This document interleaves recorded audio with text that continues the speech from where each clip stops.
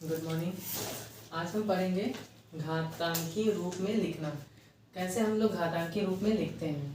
घातांकीय रूप में लिखने से पहले एक चीज़ समझ लीजिए आप कि कैसे घात में लिखना होता है और क्या आधार होता है, क्या घात होता है। जैसे कोई नंबर है, जैसे 12 ले लिए हम।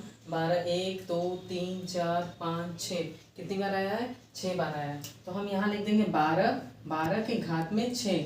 इसका आधार क्या है? ये 12 जो है इसको हम बोलेंगे आधार। और कोई पूछेगा अगर आपसे कि घात क्या है, तो घात में आप बताएंगे कि घात कितना है? 6। कोई भी नंबर जितनी बार आता है उसको हम घात के रूप में लिख लेते हैं। तो आइए आते हैं प्रश्न पे अपने। देखिए प्रश्न में क्या है? 3 गुणे 3 गुणे 3 गुणे 3 गुणे 3। यानी कि ये जो हमारा ये 3 दिया हुआ है ये हम आधार पे लिखेंगे। आधार में आधार हमारा क्या हो जाएगा? 3। और इसके घात में लिखने के लिए, घात लिखना है तो हम देखेंगे कितनी बार आया है। 1 2 3 4 5, 5 बार आया है तो हम 3 के घात में 5 लिख देंगे। ये हमारा आंसर हो जाएगा। ठीक है। इसी तरह 7 है दूसरा क्वेश्चन में। 7 गुणे 7 गुणे 7, तो 7 7 7 कितनी बार आया है? 3 बार आया है। तो पहले हम आधार लिख लेते हैं। आधार में हमारा क्या हो जाएगा? 7। और इसका घात कितना है? 3 बार आया है तो 7 के घात में ये हो जाएगा 3। इसी तरह देखिए एक ही प्रश्न में आपको 2 नंबर दे सकता है। जैसे इसमें 5 गुणे 5 3 बार आया। पहले आधार लिख लीजिए। 1 2 3, आधार क्या है? 5 लिख दिए। अब कितनी बार आया है ये काउंट करेंगे। 1 2 3 बार आया है तो 5 के घात में 3 हो जाएगा हमारा। फिर उसके बाद 4 ये हमारा आधार के रूप में हो जाएगा।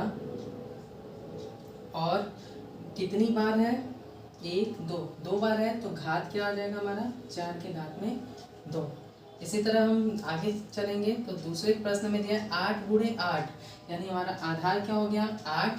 और उसके घात में कितना? 2 बार आया तो घात में हो जाएगा 2।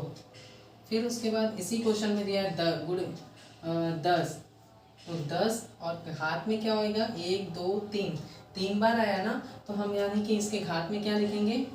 3। ठीक है। नेक्स्ट, अगर आपको इस तरह नंबर में देता है तो आप नंबर में भी लिख सकते हैं, और अचर पद में देता है तब भी। जैसे ABCD XYZ कुछ भी आता है तो उसको भी आप घात के रूप में लिख सकते हैं। कैसे? जैसे P गुणे P गुणे P गुणे P आया तो यहाँ पे P का गुणा, P आधार के रूप में है तो हम यहाँ आधार में क्या लिख देंगे? P। उसके बाद कितनी बार आया है P? 3 बार, तो P के घात में 3। इस तरह हम लिख सकते हैं। फिर इसी तरह दूसरा प्रश्न है देखिए F में। इसमें क्वेश्चन में है M गुणे M, तो M आधार के रूप में हो जाएगा। और कितनी बार M आया है? 2 बार, तो 2 बार आया तो M के घात में 2। और A हमारा आधार हो जाएगा तो A हमारा आधार के रूप में हो गया। A कितनी बार आया? 3 बार, तो A के घात में 3। ठीक है।